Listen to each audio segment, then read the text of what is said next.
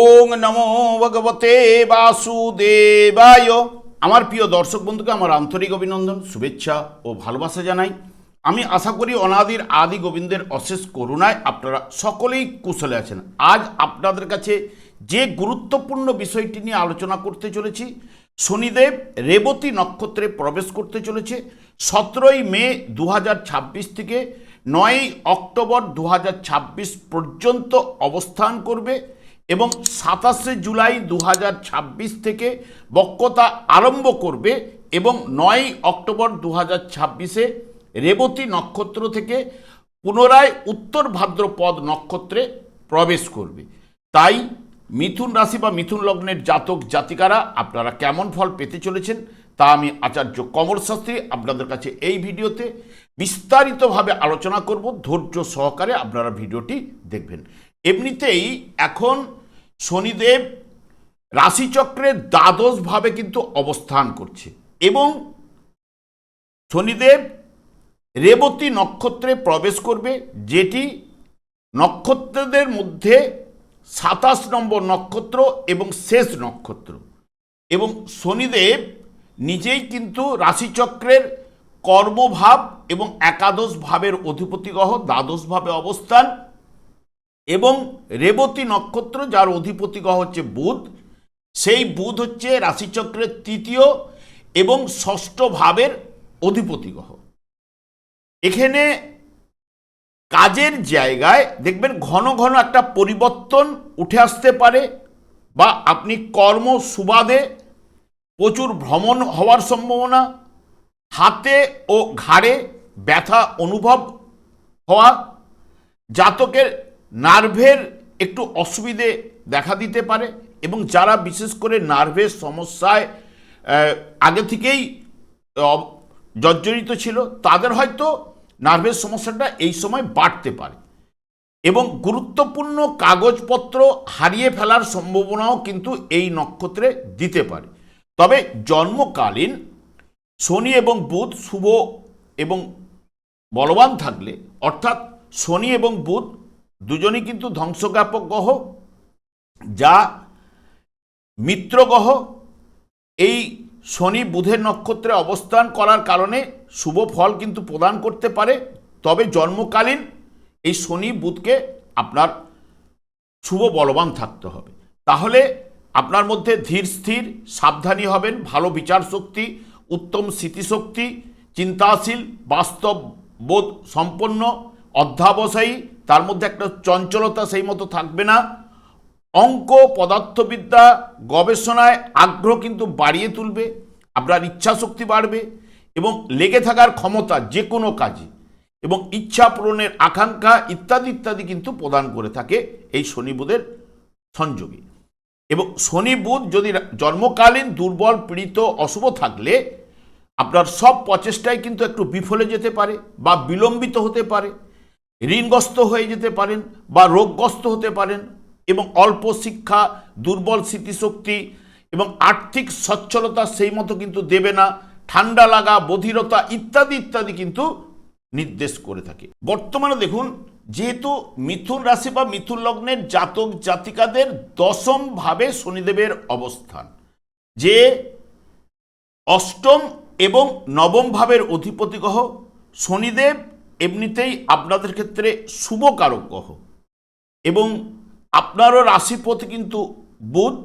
তাহলে বুধের নক্ষত্রে অবস্থান করা মানেই রাশি এবং চতুর্থ ভাবের নির্দেশক।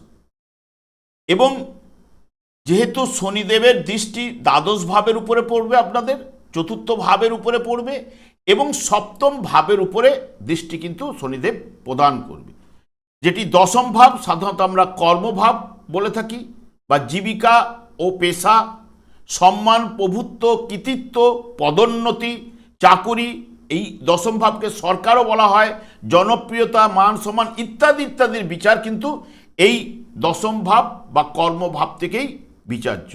এমনিতেই শনিদেব কর্মফলদাতা এবং এই নক্ষত্রের পরিবর্তনে, যেহেতু শনিদেব মিত্র গ্রহ হচ্ছে বুধ, বুধের নক্ষত্রের পরিবর্তনে অত্যন্ত গুরুত্বপূর্ণ, কারণ শনিদেব রাশি লগ্নের দশমভাবে অর্থাৎ কর্মভাবে, যা মিশ্র কিন্তু গভীর প্রভাব আপনাদের ফেলবেই। এবং এই নক্ষত্রটি যে কোনো বিষয়ের সমাপ্তি এবং নতুন করে কিছু করার ইঙ্গিত কিন্তু এনে দেয় এই রেবতী নক্ষত্র। দশমভাবে শনিদেব থাকার কারণে আপনার কর্মক্ষেত্রে দায়িত্ব ও কাজের চাপ মারাত্মকভাবে বেড়ে যাবে। কর্মক্ষেত্রে প্রমোশন বা নতুন কোনো বড় সুযোগ পেতে কিছুটা বিলম্বিত হতে পারে। কঠোর পরিশ্রম, কোনো শর্টকাট কাজ করা আপনার পক্ষে উচিত হবে না। এবং আপনার মধ্যে যদি ধৈর্য, দৃঢ়তা, একাগ্রতা, সততা এবং শৃঙ্খলার সাথে আপনি কাজ করেন, তবে বর্তমান সময়ে আপনার সমাজে মর্যাদা বাড়বে, সামাজিক সম্মান বৃদ্ধি পাবে। উচ্চপদস্থ কর্মকর্তাদের সাথে কোনো দ্বন্দ্বে আপনি কিন্তু জড়াবেন না।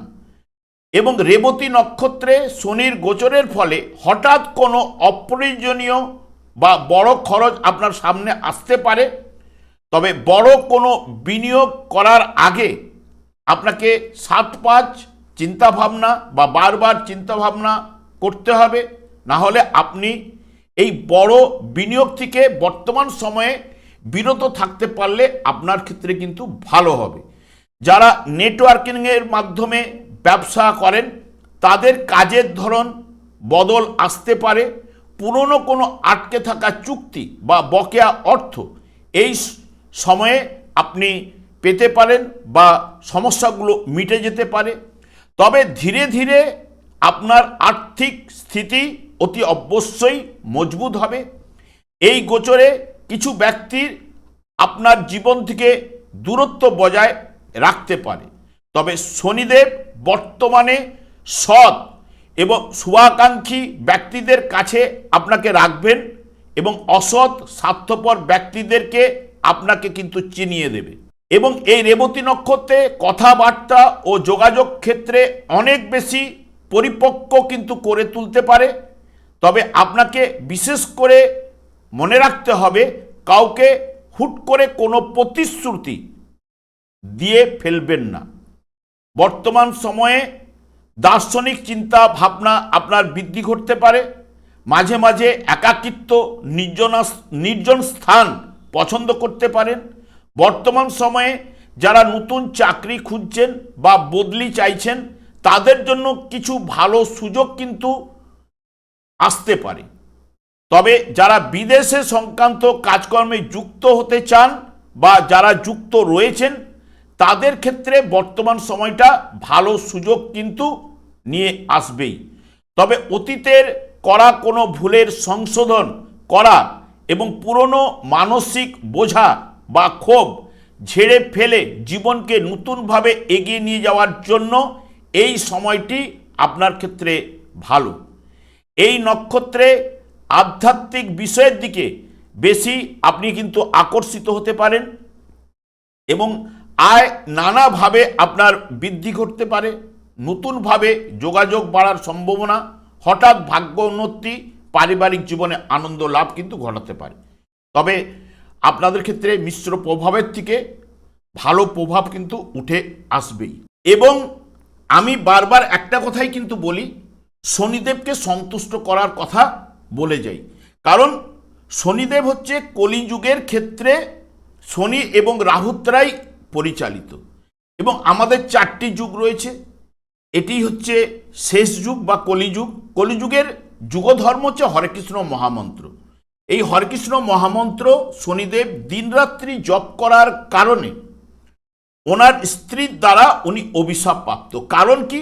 সংসারের প্রতি দায়িত্ব বোধ কিন্তু এই শনিদেবের না থাকার কারণে উনি অভিশাপ পেয়েছিলেন। এবং যেহেতু কলিযুগের যুগধর্ম হরেকৃষ্ণ মহামন্ত্র জপ করার কারণেই এই ঘটনাটি ঘটে, তাই আপনিই কিন্তু হরেকৃষ্ণ মহামন্ত্র জপ করুন। শুধু শনিদেব একাই নন, অন্যান্য গ্রহগুলো কিন্তু আপনার হয়েই কিন্তু ফল প্রদান করবে। এবং দিনান্তে অন্তত একবার হলেও আপনারা গীতার যে কোনো একটি শ্লোক পাঠ করার চেষ্টা করুন। যাদের বাড়িতে ভাগবত রয়েছে, দীর্ঘ সময় পান, ভাগবত একটু আলোচনা করার চেষ্টা করুন। দেখবেন আপনার জীবনটা কিন্তু বদলে যেতে পারে। কারণ কি, আমরা পূর্বজন্মের কর্মফল অনুযায়ী এই জন্মটি পেয়েছি। দেখুন, আমাদের যদি শুভ পূর্বজন্মের কর্মফল থাকতো তাহলে আমরা এই জায়গায় কিন্তু আসতাম না। সেই কারণে আমাদের কিছু না কিছু অশুভ প্রভাব থাকার কারণে আমরা এই মত্তধামে কিন্তু এসেছি।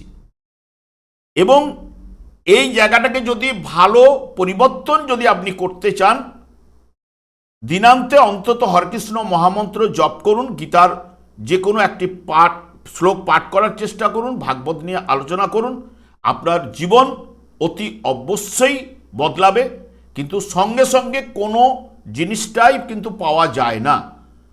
তাই করতে থাকুন, আপনার জীবন এবং ভাগ্য বদলে যাবে। আমি আর দীর্ঘায়িত না করে, আমি আচার্য কমল শাস্ত্রী প্রত্যেক বুধবার এবং শুক্রবার সন্ধ্যা 8:30 এই ইউটিউব চ্যানেলে লাইভ অনুষ্ঠান করে থাকি। ঠিক ওই সময় আমাকে ফোন করলে আপনারা নিজেদের ভাগ্য বিষয়ে জানতে পারবেন।